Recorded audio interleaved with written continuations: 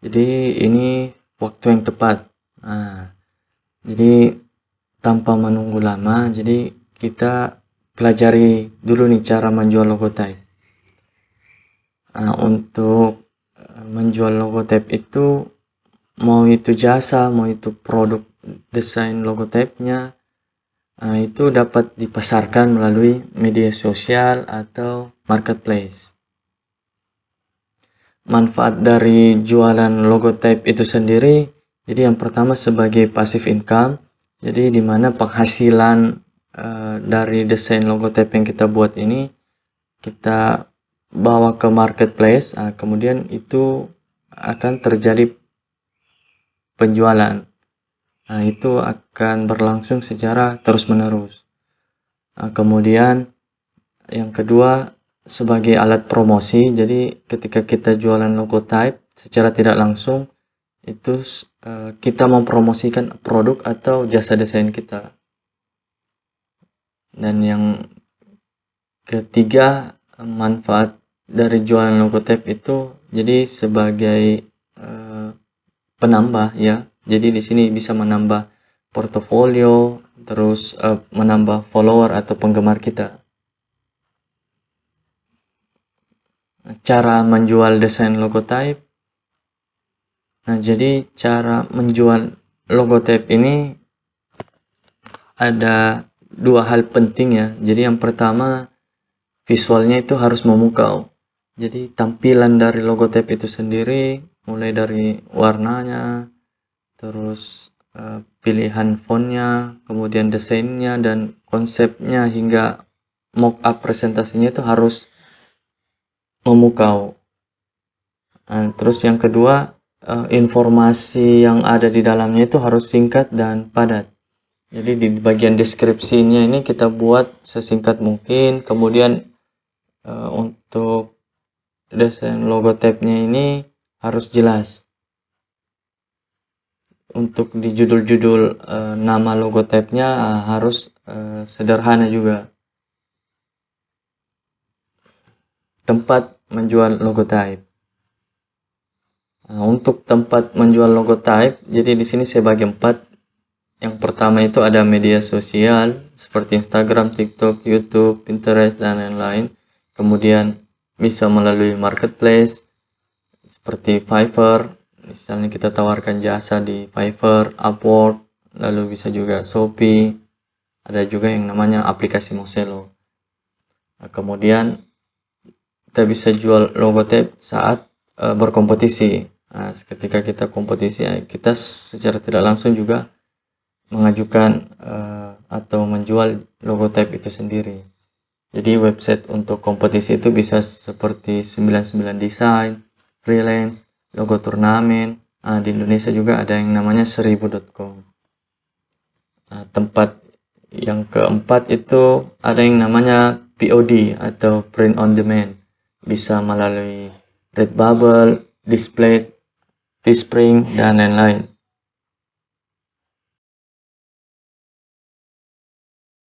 Materi di bab ini sudah selesai. Selanjutnya akan kita bahas di bab berikutnya. Tips dan trik optimasi logotype. Di bagian informasi kita bisa maksimalkan. Jadi yang pertama itu judulnya.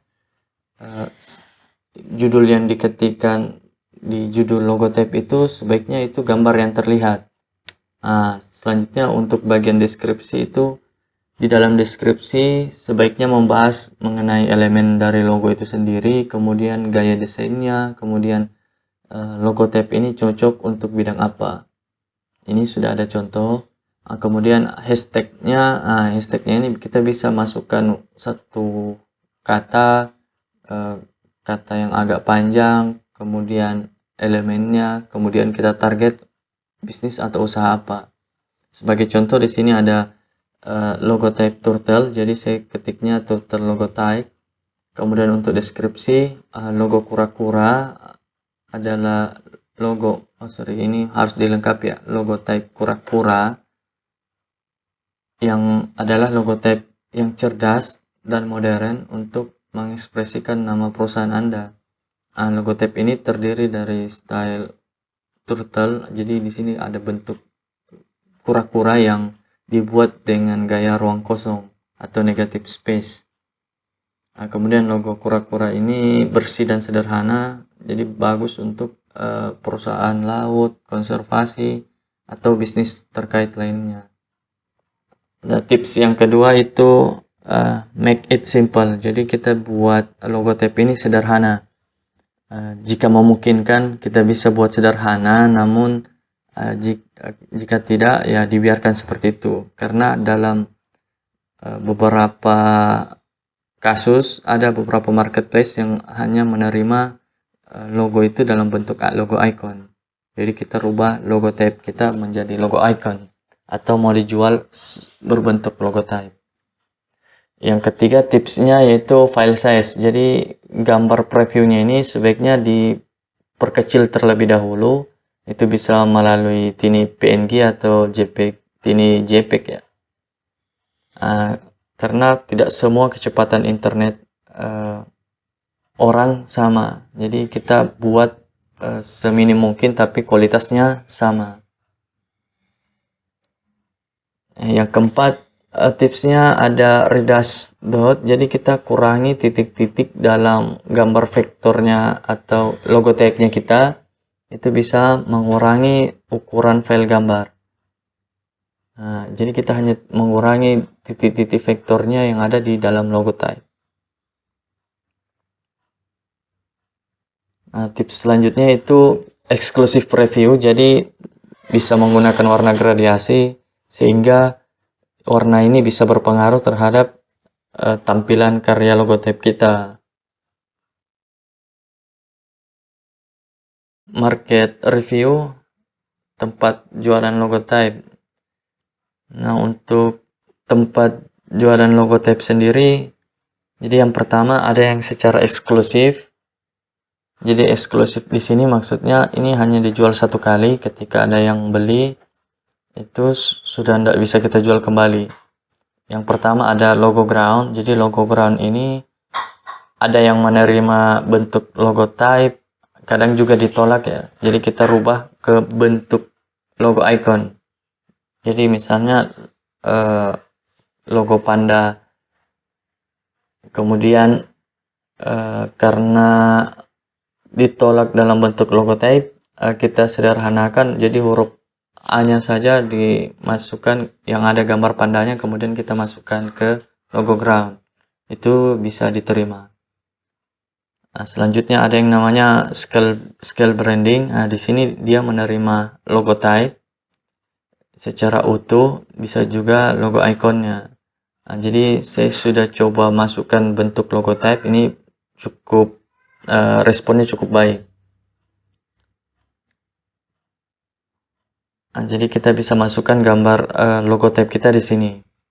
Selanjutnya ini ada yang baru di Indonesia namanya Logoku. Untuk marketnya saya belum coba secara maksimal ya. Jadi kita bisa coba masukkan di sini.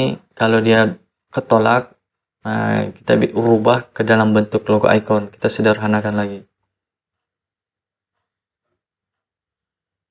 Selanjutnya ada tempat jualan yang namanya non eksklusif. Jadi non eksklusif di sini ketika dia terjual satu kali itu bisa dibeli oleh banyak orang. Misalnya di Adobe Stock atau Freepik. Ini saya tampilkan dua contoh karena lagi populer. Di sini satu karya logo type bisa dibeli, ada batasannya, misalnya sampai 10.000 kali. Itu bisa lumayan juga hasilnya.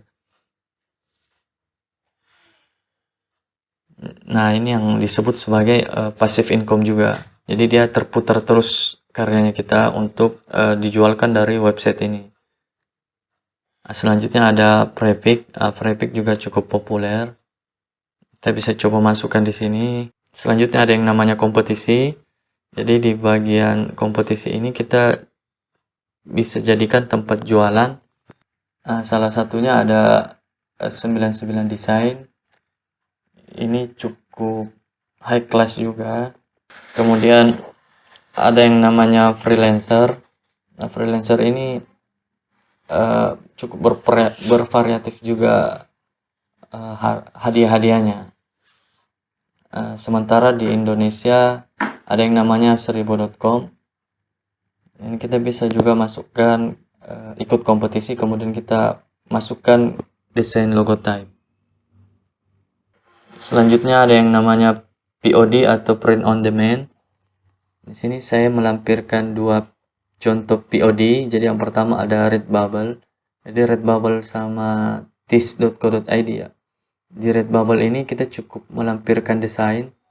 Jadi desain ini bisa dibeli oleh pelanggan dalam bentuk baju, kaos, sama ya, bantal, casing HP dan lain-lain. Yang selanjutnya ada TIS. TIS ini di Indonesia basicnya. Jadi kalau tadi Redbubble di luar negeri, kita bisa juga pasarkan di Indonesia. Misalnya kita buat logotype terkait Valentine, kita post di TIS, jadi orang bisa beli dalam bentuk gelas kah, goodie bag kah, atau baju. Selanjutnya ada service. Jadi untuk jual logotype ini bisa kita tawarkan jasa service. Jadi bisa melalui Fiverr. Kemudian ada juga Dribbble. Di Dribbble ini kita cukup post karya, kemudian kita kasih deskripsi di bawahnya. Selanjutnya ada Instagram. Nah, di Instagram juga kita bisa post. Nanti kita bakal nerima direct message ya. Jadi di pesannya nanti kita tinggal lakukan tawar-menawar mengenai jasa desain kita. Materi di bab ini sudah selesai. Selanjutnya akan kita bahas di bab berikutnya.